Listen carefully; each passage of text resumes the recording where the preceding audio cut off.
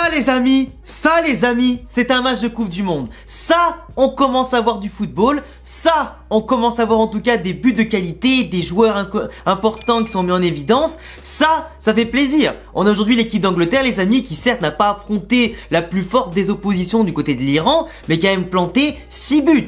Parce que je vois beaucoup de gens sur les réseaux qui disent oui mais l'Angleterre, ça commence fort comme d'habitude ou comme souvent pour après derrière perdre en huitième de finale ou quart de finale. Ça oui, globalement on pourra pas l'enlever qu'en face c'est pas non plus énorme, que là ils ont commencé fort comme souvent et que d'habitude voilà ils sont placés mais pas gagnants. Mais aujourd'hui clairement il faut quand même se le dire, dans le football que ce soit les clubs ou les sélections, quand tu affrontes quelqu'un de plus faible que toi sur le papier et sur le terrain, globalement il faut quand même faire les devoirs. Quand t'as des grosses équipes qui perdent des points en championnat contre les petits, que ce soit à domicile ou à l'extérieur, que t'as des grosses équipes qui se fassent sortir des compétitions européennes, des compétitions nationales, c'est pas pour rien qu'il faut quand même être sérieux, appliqué, respectueux, professionnel et faire les devoirs. L'Angleterre aujourd'hui sait qu'après une année 2022 compliquée avec les matchs amicaux, la Ligue des Nations dans lesquels ils ont totalement déjoué, ils ont perdu beaucoup de matchs contre des équipes beaucoup plus faibles en tout cas. Depuis l'Euro 2021 et leur finale c'est plus vraiment l'équipe d'Angleterre qui rayonne le plus, mais globalement aujourd'hui, avec un mélange d'expérience, de talent et de jeunesse, ils ont enfin trouvé le collectif, le cocktail explosif qu'on attendait d'eux pour créer du football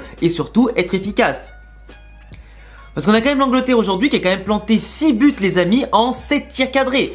7 tirs cadrés, 6 buts, tu fais rarement plus efficace, tu vois. En plus de l'autre côté, oui, l'Iran n'a pas été incroyable, ils ont fait même pas 150 passes, un truc comme ça. Enfin tu vois, par rapport à l'Angleterre au bout d'un moment qui en avait fait plus de 600. Donc tu vois, t'as quand même du coup aussi le fait qu'ils ont réussi 5 fois moins de passes en tout cas que l'Angleterre, l'Iran. Mais globalement c'était compliqué. En plus, l'Iran, de base, ils avaient Taremi devant, qui joue au FC Porto, qui était le meilleur joueur sur le terrain côté Iran, celui qui a le plus d'expérience, le plus de talent de leur côté. Sans penser à Sadar Azmoun, qui notamment est rentré dans les 10 dernières minutes parce qu'il était blessé, etc., qu'il avait des pépins physiques. Enfin, 20 minutes en comptant aussi les 10 minutes d'arrêt de jeu. Et en plus, qui a raté une occasion en la mettant sur la barre en fin de match. Parce que normalement, pour son talent, ça devait être facile. Mais globalement, ouais, l'Iran qui a pas produit un football intéressant à l'image du Qatar, qui s'est fait totalement bouffer dans les duels, dans la tactique, dans l'engagement physique, qui s'est fait bouffer dans l'occasion technique aussi. Et notamment, l'Angleterre était bien en place. À chaque ligne, c'était costaud. À chaque ligne, en tout cas, il y avait des gens qui étaient chauds côté Angleterre pour en tout cas savoir qu'il y a de la concurrence, qu'il faut gagner sa place. Et globalement, voilà, ça fait forcément quelque chose de très intéressant. Et l'Angleterre aujourd'hui a montré qu'il y avait du sérieux et des joueurs qui étaient prêts à montrer ce qu'ils font aussi en club ou comme en première ligue ou au plus haut niveau, c'est-à-dire être appliqués et amener pourquoi pas l'Angleterre au sommet. L'Angleterre qui a joué avec de très très bons en tout cas joueurs aujourd'hui. Notamment Harry Kane qui par ses décrochages, par sa participation au jeu a apporté énormément de choses. On a aussi des joueurs comme Sterling qui ont été impactants sur les côtés, comme Saka notamment qui à l'image de sa saison Arsenal montre qu'il est vraiment extrêmement brillant. En plus c'est le premier joueur je crois aussi jeune à mettre un doublé avec l'équipe d'Angleterre. Donc pour moi tu vois, c'est intéressant. Ça montre quand même qu'il y a des joueurs aujourd'hui qui sont prêts à assumer leur statut, à s'imposer définitivement malgré leur jeune âge et que c'est pas mal. Notamment en parlant de joueurs de jeune âge, t'as notamment Jude Bellingham. Jude Bellingham, la pépite en ce moment que tout le monde va s'arracher je pense au mercato d'été 2023, qui même si à côté de Dortmund, il est un peu seul et qu'il n'arrivera pas à briller pour gagner la Bundesliga ou une Coupe d'Europe là-bas. N'empêche que son talent est immense. Et pour moi, Jude Bellingham, c'est vraiment le milieu de terrain, tout terrain, si on peut dire ça comme ça, le milieu de terrain complet par excellence. Le mec sait tout faire. Et pour moi, il a sa place au Real Madrid ou à Liverpool l'année prochaine sans aucun problème. En tout cas, c'est les deux gros clubs qui vont le plus se battre, je pense, avec peut-être pourquoi pas City s'ils se mettent dans la course pour essayer de le signer. Mais globalement, Jude Bellingham, par son but et par son abnégation, ce qu'il a pu apporter, il montre qu'il est déjà un homme fort de l'Angleterre. Et si ce n'est qu'il en sera peut-être un autre, tu vois. Donc voilà. Après globalement l'Angleterre, tu vois, ils ont une défense solide. En plus Maguire qui a fait un très bon match avant sa petite blessure comme par hasard au moment où l'Iran a planté un but avec Taremi. Taremi qui a planté un but et qui après du coup pour rappel qui a planté le penalty du coup dans les arrêts de jeu, donc ils ont gagné 6-2 l'Angleterre. Mais globalement Maguire qui était appliqué, qui s'est fait remplacer par Dyer, etc. L'Angleterre d'ailleurs qui a un effectif qui offensivement est impressionnant. Que ce soit offensivement ou en défense, au milieu de terrain, pardon, ils ont de quoi faire tourner, ils ont de quoi voir venir. Et ce qui est bien, c'est que ça leur apporte une polyvalence, une rigueur tactique intéressante, une polyvalence tactique intéressante, et surtout des joueurs au profil tellement varié que du coup, tu peux faire déjouer n'importe quelle équipe en face. De base, je pense que l'Iran de Carlos Queiroz avait un plan de jeu défini qui était de jouer compact, d'apporter beaucoup de volume de jeu dans l'entrejeu et d'apporter beaucoup de solutions et de bloquer les lignes de passe. Et justement, l'Angleterre a apporté, selon moi, assez d'impact, assez surtout de construction et surtout aussi de sérénité pour faire déjouer le bloc de l'Iran qui finalement ne savait plus comment se placer. Il y a tellement de joueurs comme notamment du coup les décrochages d'Harry Kane, les mouvements entre les lignes de Mason Mount, de Sterling qui par moment revenait aussi un petit peu dans l'axe pour plonger là où Harry Kane en tout cas laissait l'espace vide. T'avais aussi Saka qui justement étirait le bloc adverse et qui par moment aussi avec les jeux de latéraux qui montaient en l'absence notamment des latéraux comme Kyle Walker, comme Alexander-Arnold, etc. Il arrivait quand même à proposer des solutions, ça dédoublait de tous les côtés, ça apportait beaucoup de centres côté anglais et pour moi l'Angleterre en tout cas a maîtrisé son sujet de A à Z en termes footballistiques, en termes simplement j'allais dire de discipline et pour moi c'est important parce que l'Angleterre ils ont toujours eu ce petit aspect, je veux dire pas forcément de non-discipline mais beaucoup d'erreurs individuelles qui leur ont coûté beaucoup de matchs dans différentes compétitions, etc., différents enjeux. Mais aujourd'hui, il n'y a quasiment eu aucune faillite individuelle, tout a été parfaitement pensé par le collectif qui coulissait bien, les transitions défensives-offensives étaient extrêmement bien appliquées, les plans de jeu étaient solides, il n'y a aucun joueur qui bougeait un petit peu de ses positions et qui apportait un déséquilibre, et pour moi, c'était ça le plus important. Après, il y en a certains d'entre vous qui disaient, notamment sur Twitter, de ce que j'ai pu voir, que Phil Foden aurait dû commencer titulaire, etc., que certains joueurs méritaient pas forcément plus que d'autres de jouer, mais les gars, la Coupe du Monde, ce n'est que les phases de poule là.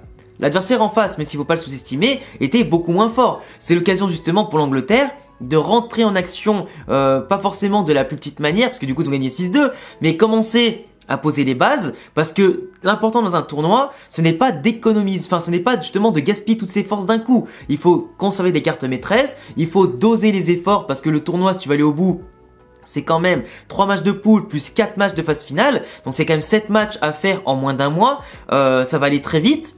Il y a la pression, il y a beaucoup d'enjeux, il y aura des matchs au bout d'un moment qui vont devenir extrêmement exigeants et tu devras repartir directement à l'attaque 3-4 jours après bientôt contre d'autres équipes contre lesquelles ce sera encore plus exigeant et forcément il faut conserver les efforts, conserver un maximum de joueurs impliqués, d'où le fait qu'en seconde mi-temps il a appelé du coup Southgate, il a appelé Foden, Grealish, Dyer, etc. D'autres joueurs comme ça, Rashford notamment qui a marqué son premier ballon. Et pour moi, tu vois, c'est important de savoir que dans une équipe où tu as beaucoup de talent, où n'importe qui pourrait être titulaire, tellement il y a de concurrence, tellement il y a de profils différents et complémentaires, c'est important de tous les faire jouer, un seul coup titulaire, un coup remplaçant.